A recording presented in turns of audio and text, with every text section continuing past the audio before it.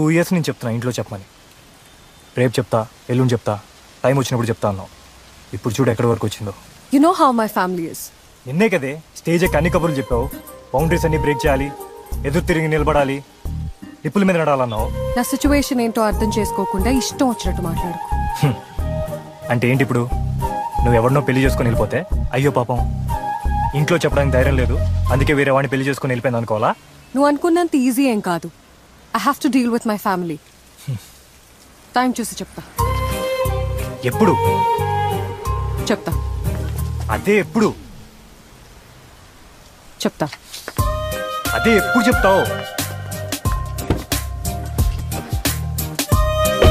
ఇదిగో ఈ మధ్య ఒక రీసెర్చ్లో తెలిసింది, 85% మంది అమ్మాయిలు అట్లీస్ట్ వాళ్ళు లవ్ చేసిన విషయం ఇంట్లో కూడా చెప్పకుండా హ్యాండ్ ఇచ్చి వెళ్ళిపోతున్నారంట.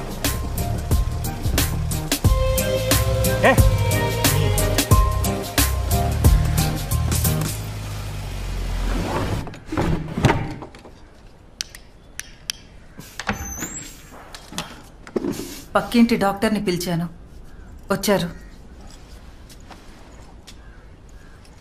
దెబ్బలు ఏవి తగిలాయంట? బైక్ మీద నుంచి పడ్డా.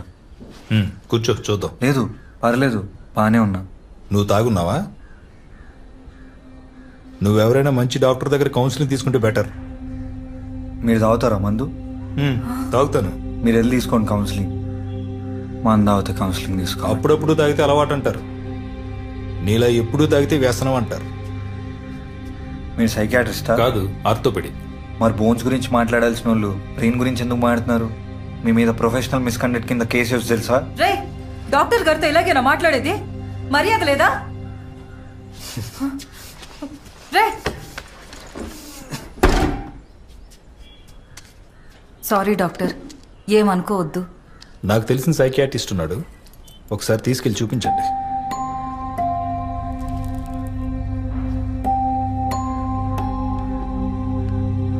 వీళ్ళది ఇంకో రకం కథలు, ఇంకో లోకం రోయ్.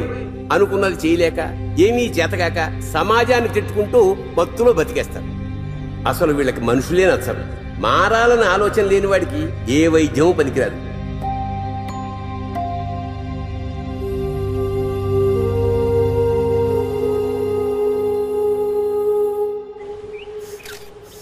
అరే స్మెల్ చూసావా? మీ అన్ని జాయింట్ కొడుతున్నట్టున్నాడు. ఒక రోల్ అడుగురా, మనం కూడా ట్రై చేద్దాం. మా నాన్నకు తెలిసిందనుకో చెట్టు గట్టి కొడతాడు.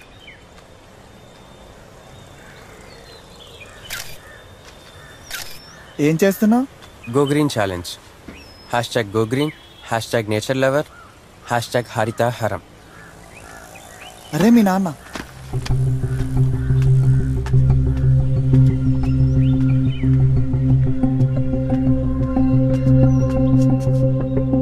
రేయ్, నువ్వు ఇంకా మారవా? ఆ సిగరెట్టు, ఆ మందు, ఇప్పుడు గంజాయి కూడా మొదలు పెట్టావా? అసలు ఎవడిస్తున్నాడా నీకు డబ్బులు? నిన్నైతే అడగట్లేదు కదా. ఏ మొహం పెట్టుకుని అడుగుతావు? ఇలాంటి అలవాట్లు చేసుకున్నా కూడా నీకు డబ్బులు ఇస్తారా? నీ ప్రాబ్లం ఏంటి? నువ్వు బాగుపడాలని. నేను బాగుపడాలా? నీకు నచ్చినట్టు ఉండాలా? నీకు నచ్చినట్టు ఉంటే బాగుపడ్డట్టు కాదు. నువ్వు లోజరవరా? ఏం చేస్తే బాగుపడతాడో దేవుడికి తెలియాలి. చేస్తున్న జాబ్ మానేసి సినిమాలంటూ తిరిగి ఇలా తయారయ్యాడు. ఫోన్ పక్కన పెట్టి కళ్ళు పుస్తకం మీద పెట్టు. ఎవరున్నారు?